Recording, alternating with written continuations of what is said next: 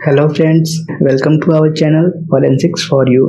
मैं आदित्य और आज का हमारा टॉपिक है इमेज और reflection.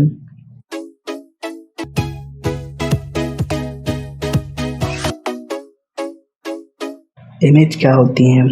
It is collection of focus point of light rays coming from of an object after reflection और रिफ्रैक्शन।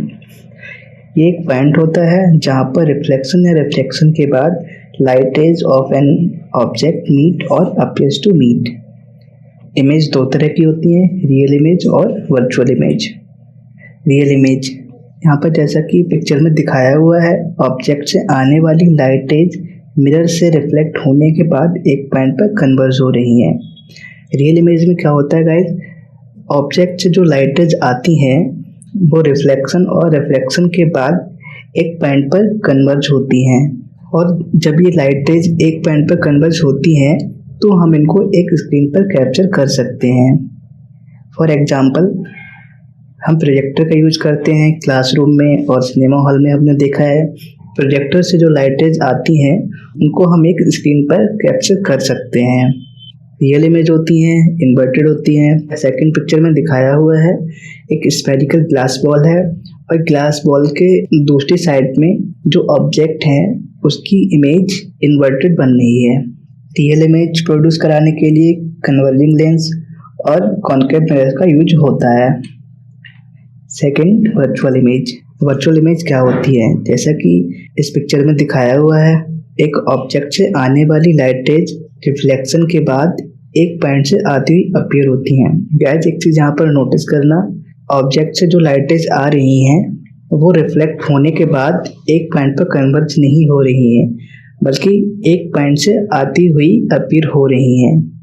रियल इमेज और वर्चुअल इमेज में डिफरेंस है। वर्चुअल इमेज को हम कैप्चर नहीं कर सकते। वर्चुअल इमेज को हम कैप्चर क्यों नहीं कर सकते? क्योंकि ऑब्जेक्ट से जो लाइट रेज आ रही हैं वो एक पॉइंट पर कन्वर्ज नहीं हो रही हैं। लाइट रेज एक पॉइंट पर कन्वर्ज नहीं हो रही हैं तो हम उसको कैप्चर भी नहीं कर सकते। वर्चुअल इमेज होती है वो डायरेक्ट होती है। वर्चुअल इमेज प्रोड्यूस कराने के लिए डाइवर्जिंग लेंस, प्लेन मिरर और कॉन्केव मिरर्स का यूज किया जाता है।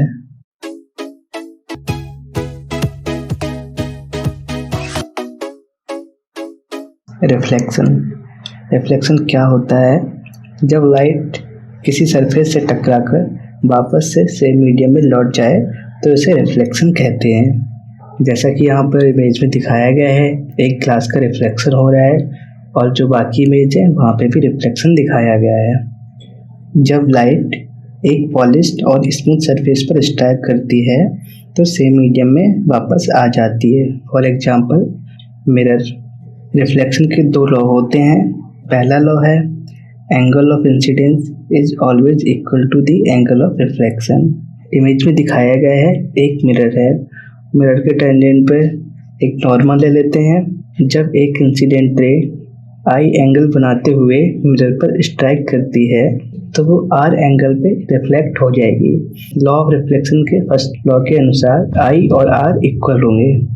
इंसिडेंट रे और रिफ्लेक्टेड रे नॉर्मल के साथ जो भी एंगल बनाएंगे वो दोनों सेम होंगे। नेक्स्ट लॉ है इंसिडेंट रे, रिफ्लेक्टेड रे और नॉर्मल एक ही प्लेन में होते हैं। टाइप्स ऑफ रिफ्लेक्शन दो टाइप का होता है। पहला स्पेकुलर और mirror reflection, second diffuse reflection. Specular reflection और मिरर रिफ्लेक्शन क्या होता है? एग्जाम्पल के लिए हम एक मिरर लेते हैं। जब मिरर पर लाइट स्ट्राइक करके रिफ्लेक्ट होती है, इंसिडेंट एंगल आई और रिफ्लेक्टेड एंगल आर सेम होते हैं। ऐसा क्यों होता है? क्योंकि जो मिरर की सरफेस होती है वो इवन होती है, स्मूथ होती है। पर डिफ्यूज रिफ्लेक्शन में क्या होता है, सरफेस है वो इवन नहीं है तो जो लाइट रे आती है वो स्कैटर हो जाती है। डिफ्यूज रिफ्लेक्शन का एग्जांपल लेते हैं। जब किसी दीवार पर लाइट स्ट्राइक करती है तो वो स्कैटर हो जाती है। ऐसा क्यों होता है? क्योंकि जो दीवार की सरफेस है वो स्मूथ नहीं है।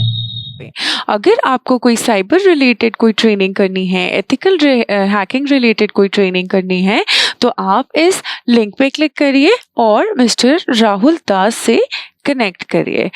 और फ्रेंड्स, अगर आपको आज का लेक्चर हमारा अच्छा लगा है तो please like, share, comment and subscribe ज़रूर करिएगा।